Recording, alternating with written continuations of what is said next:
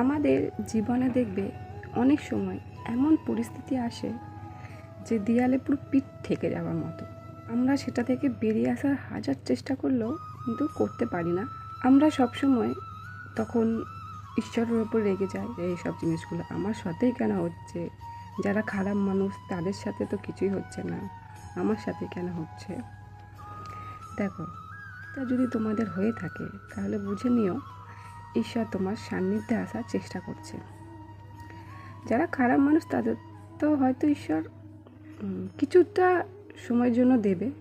যারা খারাপ মানুষ তারা তুমি দেখছো যে তারা হয়তো আজ অনেক কিছু করছে, অনেক কিছু পাচ্ছে, কিন্তু তুমি ভালো মানুষ হয়ে তোমার হচ্ছে না। তারা যেগুলো পাচ্ছে সেগুলো হচ্ছে তাদের আগের কর্মের ফল। হয়তো আগে কিছু কর্ম ভালো করেছিল তাই আজ সেগুলো পাচ্ছে, কিন্তু হয়তো তোমার আগে কর্ম খারাপ ছিল, সেটা আস্তে আস্তে এখন ঠিক হচ্ছে। কিন্তু এখন যে খারাপ মানুষগুলো কর্মগুলো করছে সেগুলো কিন্তু জমা হয়ে রয়ে যাচ্ছে, এগুলো তারা পরে পাবে। এই জিনিসটা প্রথমেই মাথার মধ্যে ঢুকিয়ে নাও। তো আজ আমি তোমাদের এমন 3টে সাইন বলবো যেটার দ্বারা তোমরা বুঝে নেবে যে ঈশ্বর তোমাদের সান্নিধ্যে নিকটে আসছে বা আসার চেষ্টা করছে। তো যেটা প্রথম সাইনটা হচ্ছে, দেখবে ঈশ্বর যখন আমাদের সান্নিধ্যে আসবে তখন আমাদের একা করে দেবে। এটা হচ্ছে সবথেকে বড় সাইন, একা করে দেবে। সব রকম নেগেটিভ জায়গা থেকে, নেগেটিভ মানুষদের থেকে আলাদা করে দেবে।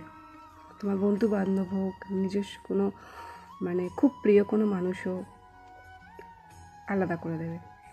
যেখানে তুমি কাজ করো সেখান থেকেও আলাদা করলেও করতে পারো, কারণ ঈশ্বর যদি বোঝেন যে যে জায়গাটায় তুমি বর্তমানে জব করছো সেই জায়গাটা নেগেটিভ এনার্জিতে ভর্তি, আর তুমি একটা পজিটিভ ব্যক্তি হয়ে যদি ওই নেগেটিভ এনার্জির মধ্যে থাকো তাহলে তোমারও এনার্জিটা নেগেটিভই হয়ে যাবে। কারণ তোমরা সবাই জানো, এক বস্তা আলুর মধ্যে যদি একটা পচা আলু থাকে সেখানে কিন্তু পুরো আলুগুলোই পচাই হয়ে যাবে।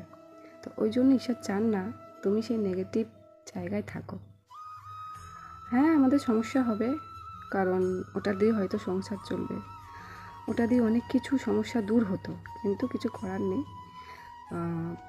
পরে আবার সব ঠিক কি করে দেবে, এটুকু মাথার মধ্যে রাখবে যে ঈশ্বর যা করছেন ঠিক করছেন।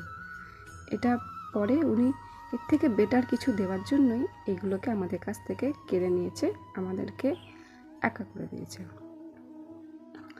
2 নম্বর যে চিহ্নটা সেটা হচ্ছে, এই একা হওয়ার পর তোমার হয়তো প্রথম ভালো লাগবে না, একা হতে বিরক্ত লাগবে, খারাপ লাগবে, কষ্ট হবে, কিন্তু ধীরে ধীরে যত দিন যাবে এই একাকিত্বটা তোমার খুব আপন বলে মনে হবে, তোমার খুব ভালো লাগবে।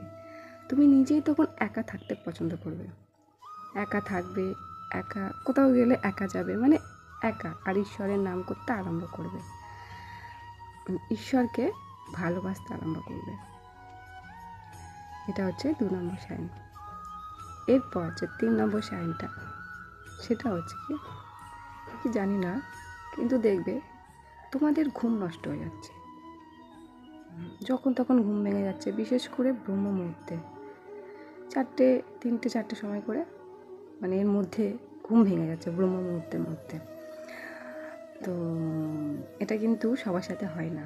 ঈশ্বর যার কাছে আসতে চায় বা নিজেকে যার কাছে নিয়ে যেতে চায়, ঈশ্বর যার সান্নিধ্যে আসতে চায় তার সাথে কিন্তু এরকম ঘটে থাকে। তুমি তোমার বন্ধু বান্ধবদের জিজ্ঞাসা করো যে এরকম হয় কি না, দেখবে তারা বলবে না, হয় না। আর যাদের সাথে হয় তারা হচ্ছে পজিটিভ ধরনের মানুষ, এই জন্যই হয়, আর ঈশ্বরকে পাওয়ার ইচ্ছা তাদেরও আছে। তো তোমরা যখন এই ব্রহ্ম মুহূর্তে ঘুম ভাঙবে তখন কিছুক্ষণের জন্য উঠে ওপরওয়ালাকে, ইউনিভার্সকে থ্যাঙ্কস জানাবে, জানিয়ে তোমাদের কর্ম তোমরা স্টার্ট করতে পারো, ঘুমিয়েও পড়তে পারো। কিন্তু হ্যাঁ, সেই টাইমে ওটা অবশ্যই দরকার। তোমাদের 3টে এমন সাইন বললাম যার দ্বারা তোমরা জানতে পারবে যে ঈশ্বর তোমাদের সান্নিধ্যে আসছে বা আসার চেষ্টা করছে কি এসে গেছে। এর আগেও আমি ভিডিও বানিয়েছি, কিন্তু সংকেত অনেকগুলো আছে, তো ভিডিও মানে একসাথে সব সংকেতগুলো বলতে গেলে অনেক বড় ভিডিও হয়ে যাবে, ওই জন্য কিছু কিছু করে বলছি। তো তোমাদের ভিডিওটা ভালো লাগলে অবশ্যই লাইক করো, শেয়ার করো, আর ইউটিউব থেকে হলে অবশ্যই সাবস্ক্রাইব করো, আর ফেসবুক থেকে হলে ফলো করো। আর এরকম ভিডিও পাওয়ার জন্য ভিডিওটা অবশ্যই সাবস্ক্রাইব